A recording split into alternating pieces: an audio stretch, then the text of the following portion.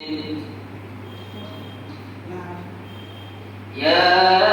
أيها الذين آمنوا اتقوا الله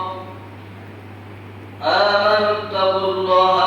تقاته ولا تموتن إلا وأنتم مسلمون واعتصموا بحبل الله جميعا واذكروا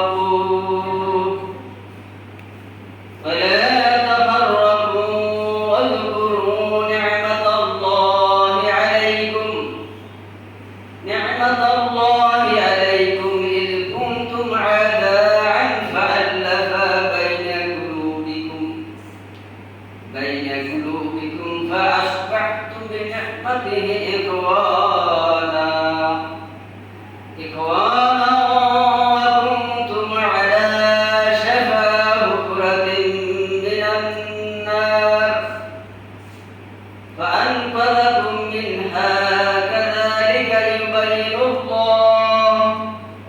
يبين الله لكم آياته لعلكم تهتدون صدق الله العظيم এরশাদ হচ্ছে হে ইমানদারগণ তোমরা আল্লাহকে ভয় করো যথাযথ ভয় করো ভয় করার মতো ভয় করো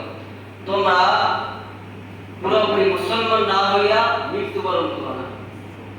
তোমরা সকলে মিলে আল্লাহর রজ্জুকে দৃঢ়ভাবে মজবুতভাবে ধারণ করো পরস্পর বিচ্ছিন্ন হয়ে যায় না তোমরা ছিলে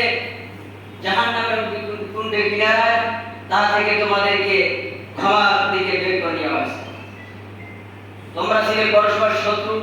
শত্রু থেকে তোমাদেরকে ভাই রূপান্তরিত করা হয়েছে এভাবে আল্লাহ তাআলা তার এই নিদর্শনকে বিবৃতি করেন